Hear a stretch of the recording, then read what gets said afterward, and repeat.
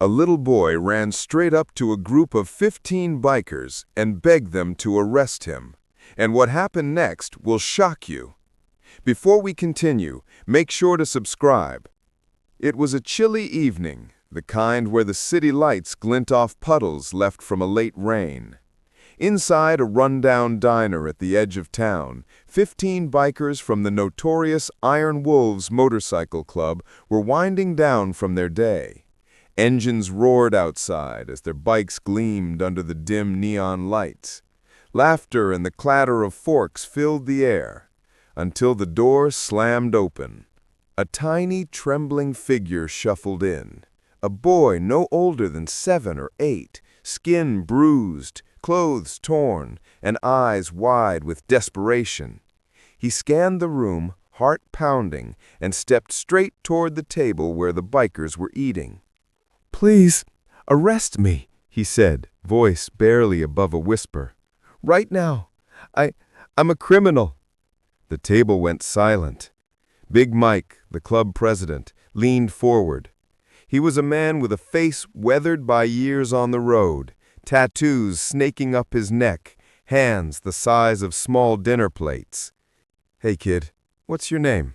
he asked gently. "Ethan," the boy murmured. "Ethan, why do you want to be arrested?"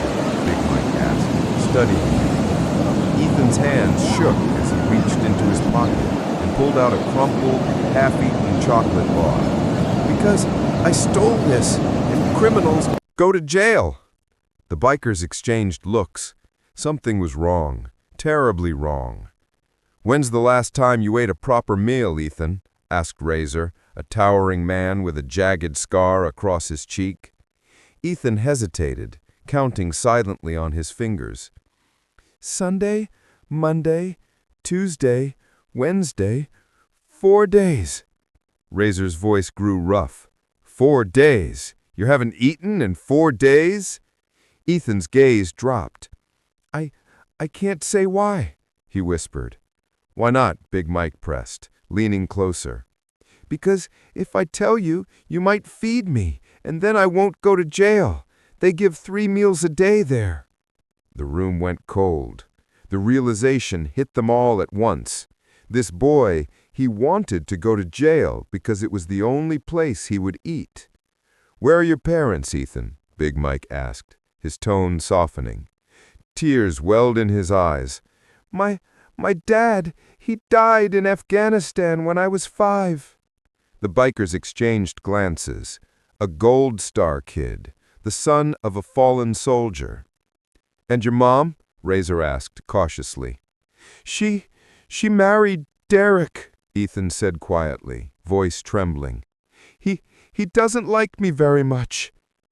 Big Mike noticed the bruises weren't from playing. They were deliberate, inflicted by someone much older.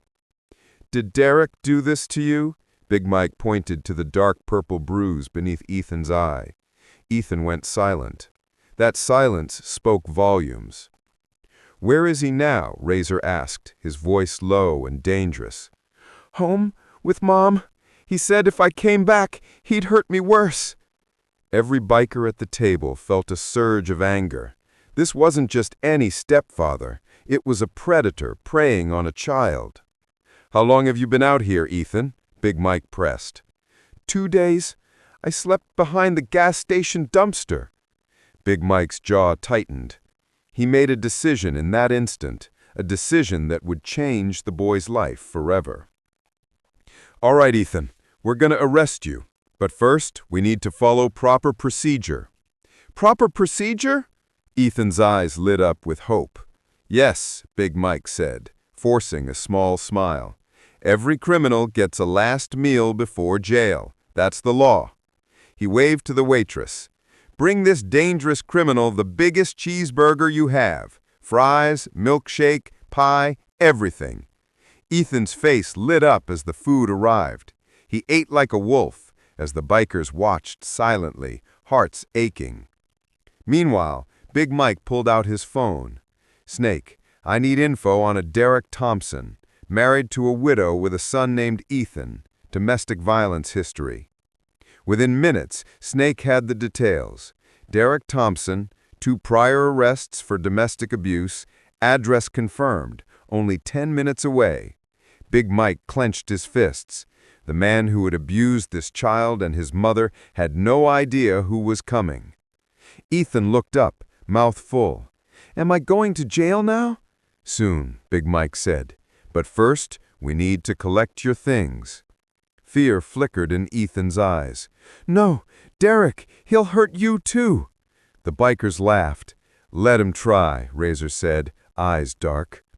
They mounted their bikes, engines roaring into the night, the city unaware of the justice rolling through its streets. When they reached the small house, an American flag fluttered faintly in the window, a relic of happier times. Ethan's small figure hid behind Big Mike as he knocked on the door. A foul-smelling man answered, eyes bloodshot, clothes stained. "Yeah?" he slurred. "We're returning Ethan," Big Mike said calmly. His eyes fell on Ethan, and recognition sparked anger. He lunged, but Big Mike caught his wrist in a vice-like grip, making him yelp. "Let's talk privately," Big Mike suggested, his voice cold and commanding. Ethan's mother, Angela, appeared in the doorway. The sight of her son's bruised face made her stagger. "Ethan, oh my God!" Ethan, though trembling, stepped back. "I picked him over Daddy," he whispered softly. The words pierced Angela's heart, shattering the illusion she had been living in. Derek tried to regain control. "Get off my property."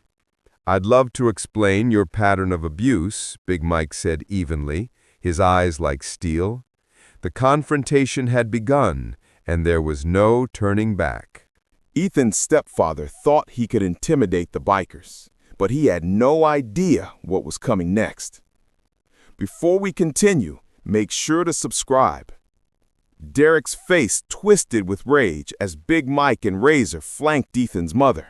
Snake stepped forward, phone in hand, playing a recording of Ethan describing every beat, every bruise, every act of abuse.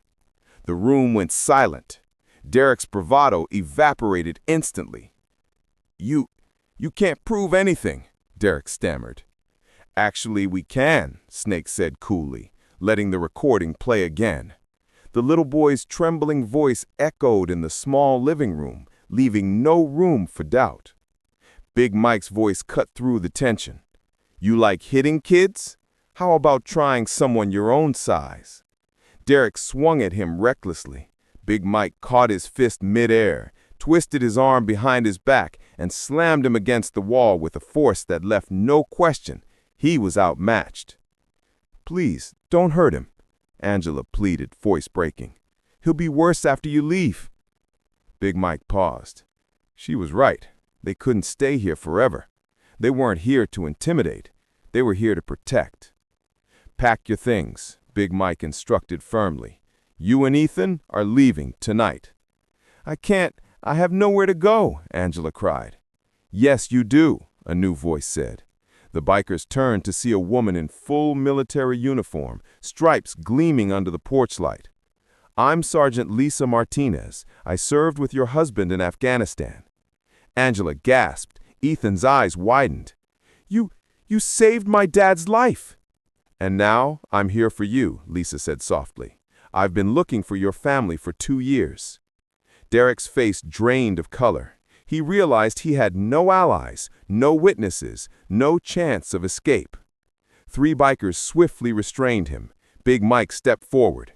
"Here's what's happening. You're leaving, and you never contact this family again." "You can't kidnap my wife," Derek yelled. "You mean Marcus Williams' wife, the woman you've been tormenting? You've been living off the life of a fallen soldier and hurting the people he loved most. That ends tonight." Derek's hands trembled as Snake held up the phone, showing all evidence of his abuse. Big Mike added, "And the authorities are already on their way. You've been caught." Angela finally found her voice. "I want a divorce." Derek's jaw dropped, but before he could protest, a suited man arrived, James Patterson, an attorney from the Veterans Legal Foundation. He handed Derek the legal documents, restraining order, immediate eviction, and full custody protections for Angela and Ethan. "This says I have to leave my own house?" Derek muttered, disbelief etched on his face. "It's not your house," James corrected. "It belongs to Angela, and you've been living here illegally while abusing her and her son." Derek's silence was confession enough. Furious and defeated, he scrambled to pack whatever he could, glancing fearfully at the bikers around him. Within minutes, he drove away, realizing that predators always recognize real danger, and these bikers were the ultimate enforcers. Angela collapsed into Ethan's arms, tears streaming down both their faces. "I dishonored his memory," she whispered. "No," Lisa said firmly. "You were manipulated. You've been grieving, isolated, and lied to. That's not dishonor, it's survival." Big Mike knelt to Ethan's level. "You're the bravest kid I've ever met." "I'm not brave. I ran away," Ethan protested softly. "Running from danger to find help isn't cowardice. It's smart survival. Your dad would be proud." Ethan looked up, eyes wide. "Will Derek ever come back?" "Never," Razor promised. "We made sure of that." Lisa and James guided Angela and Ethan into a safe, fully furnished apartment provided by the Veterans Foundation. Warm meals, a cozy bed, and a sense of security. Things Ethan hadn't known in days, months, maybe years, awaited them. Ethan's first Sunday morning wasn't spent hiding behind dumpsters. Instead, he joined the bikers at their clubhouse. They taught him about motorcycles, engines, and honor. Every Sunday after that, he washed bikes, learned about loyalty, and was reminded that family isn't just blood. It's people who stand up for you when you're vulnerable. Months later, during the Veterans Day parade, Ethan and Angela stood side by side. The roar of motorcycles filled the streets, and Big Mike handed Ethan something carefully wrapped. It was his father's dog tags, stolen years ago by Derek and lost to deceit. "How did you find these?" Angela asked, tears filling her eyes. "We have our ways," Big Mike said simply. Ethan held the dog tags close, pride and joy shining through his eyes. "My dad was a hero." "So are you," Big Mike said. "You saved yourself and your mom by being brave enough to ask for help. That's courage." Even as Derek faced arrest far away for fraud and repeated abuse, Ethan's life had been transformed, not through fear, but through the unlikely heroes he found that night. The bikers, feared by many, showed the true meaning of protection and honor. Under the leather, the tattoos, and the roaring engines, hearts still existed, hearts capable of recognizing innocence and standing for what is right. Ethan smiled for the first time in a long time, knowing this: family isn't always the people who brought you into the world. It's the ones who fight for you when no one else will. And in that moment, surrounded by roaring engines, proud mothers, and devoted protectors, he realized something even more powerful. Courage, honor, and loyalty can come from the most unexpected places. The Iron Wolves didn't just save a boy that night. They restored hope, justice, and the belief that even in the darkest places, heroes exist. Sometimes wearing leather and riding motorcycles. And Ethan, he learned that asking for help isn't weakness. It's survival.